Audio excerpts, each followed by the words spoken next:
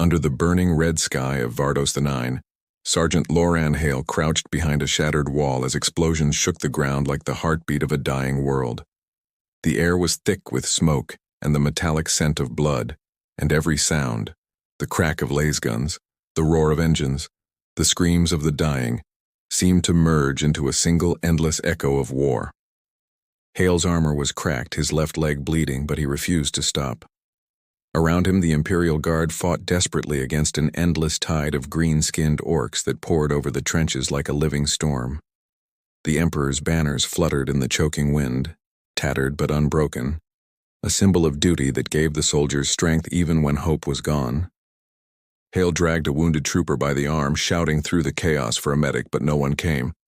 The medics were gone, the officers were gone, and the only orders left were to hold the line. A shell landed close by, throwing Hale and the soldier into a pit of mud and ash. Pain stabbed through his leg as metal tore through flesh and darkness closed around his vision. When he awoke, he was lying among bodies, some moving, most not. The battle had ended hours ago, but the sound of distant gunfire still whispered across the fields. Imperial servitors moved between the fallen, their blank eyes scanning the wounded before marking them with glowing sigils. Hale tried to call out for help, but his voice was weak, swallowed by the wind. Two servitors lifted him onto a stretcher and carried him toward a transport vehicle painted with the symbol of the Mechanicus. He felt relief at first, thinking he was being rescued, but the look in the servitor's eyes, or rather the lack of any look at all, made his relief fade into unease. Inside the vehicle, rows of wounded soldiers lay silent, strapped down like cargo. The hum of the engines filled the air as the doors closed, cutting them off from the world above. No one spoke. Some groaned quietly, others stared blankly ahead, and Hale noticed that those who cried out in pain were given injections by mechanical arms that silenced them instantly. The transport moved for hours, deeper and deeper into the planet's surface until at last it stopped with a hiss of steam.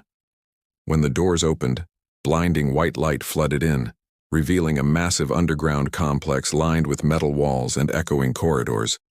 Men in crimson robes moved among the wounded, their faces hidden behind polished masks. Hale was wheeled into a chamber that smelled of antiseptic and oil, where strange machines pulsed with blue light. A tall figure approached, its face a smooth metal plate, its voice monotone and cold.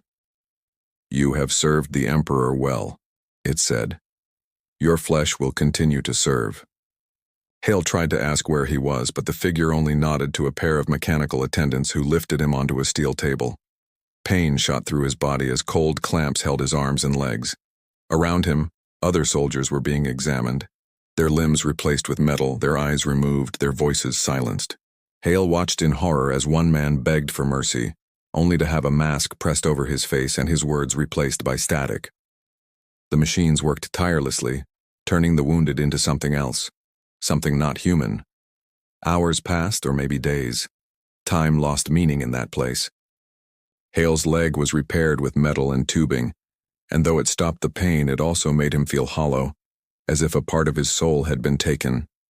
The crimson-robed Magos returned, its voice calm and indifferent. "You will be restored," it said, "for the Imperium does not waste useful parts." Hale realized then that this was no hospital. It was a factory, and the wounded were its raw material. He saw men who had once been soldiers, friends, comrades, now standing motionless, their bodies grafted with wires and their eyes blank and empty. They were not healed. They were remade.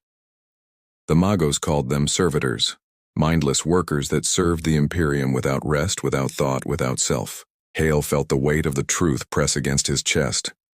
The wounded did not return home. They did not rest. They were consumed by the same machine they had fought to protect. Desperation filled his heart as he lay there, pretending to be sedated. He watched and waited, memorizing the layout of the room, the movements of the attendants, the rhythm of the machines. He knew escape was impossible, yet he could not stop the flicker of hope that refused to die. When the lights dimmed and the noise of the factory softened for the night cycle, Hale whispered a promise to himself, to survive, not as a machine, but as a man. For in a galaxy that fed on the flesh of its own warriors, Holding on to one's humanity was the only victory left. When Sergeant Loran Hale opened his eyes again, the cold air of the medici bay bit into his skin like frost. The dim lights flickered overhead, casting long shadows across rows of wounded soldiers strapped to metal beds. Machines hissed softly, pumping strange fluids through tubes that disappeared into human veins. The sound of distant saws and muffled screams echoed from deeper chambers, where the wounded were taken and never returned. Hale's body ached, and his leg, now part metal, felt heavier than before. He tried to move, but steel restraints held him down. Across from him, a young woman whispered prayers to the Emperor, her voice trembling. Others lay silent, their eyes hollow and lifeless, as if their souls had already left them behind. A figure in crimson robes entered, his mechanical limbs clicking with every step. His face was hidden behind a mask of polished bronze, and a cluster of lenses glowed where eyes should have been. Hale recognized him, the Magos biologist who had operated on him. The man approached slowly, scanning Hale's vitals with a long, glowing instrument. Unit designation, Loran Hale. Status, partial augmentation successful, the Magos said, in a tone that carried no trace of emotion. Hale's throat was dry, but he forced himself to speak. "I'm not a unit," he said weakly. "I'm a soldier of the Emperor." The Magos paused for a moment, then tilted his head. "Soldiers serve, flesh decays, steel endures. You will serve again." Without another word, the Magos turned away, moving to the next patient, leaving Hale staring at the ceiling, heart pounding. Around him, attendants, part man, part machine, began to move through the ward, selecting those whose injuries were beyond saving. They wheeled them through a large steel door at the far end of the room, its surface stained with dark smears. None of those taken through that door ever returned. Fear spread quietly through the room, but no one dared speak of it aloud. Hale watched, pretending to sleep when they passed near him, his mind racing. He knew now that this was no place of healing. It was a place of transformation where men were stripped of pain, of fear, and of themselves.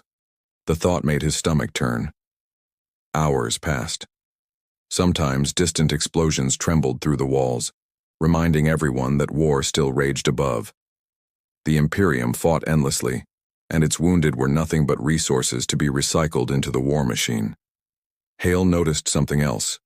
Every so often, one of the attendants would stop, twitch, and then collapse, its lights flickering out. Perhaps there was a fault in the system. Or perhaps the machine gods had abandoned this cursed place. Either way, it was a weakness, and Hale stored it in his mind. Across from him, the same young woman he had heard praying earlier caught his eye. She mouthed something silently, 2 words he barely understood. "Help me." Hale gave the smallest nod. That night, when the lights dimmed and the mechanical drones powered down to rest, Hale twisted his wrist until the restraint creaked. It hurt, metal grinding against metal, but slowly, painfully, the clamp loosened. He freed one arm, then the other, his breath shallow and rapid. He turned to free the woman beside him, but before he could, a sound froze him in place. The soft whir of gears and the metallic tap of footsteps. The Magos was back, moving through the darkness like a shadow. Hale pressed himself flat against the table, pretending to be unconscious again.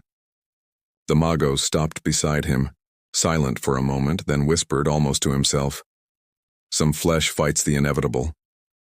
His voice was low, almost curious. Then he turned and left. Hale waited until he was gone before exhaling. His hands trembled, but the spark inside him grew brighter. Somewhere beyond that steel door lay the truth about what happened to the wounded. He had seen enough to know it was worse than death, but he needed to see it with his own eyes. The next time the drones shut down, he would not wait. He would find a way out, or die trying. Because if the Imperium had turned its heroes into machines, then someone had to remind them what it meant to be human.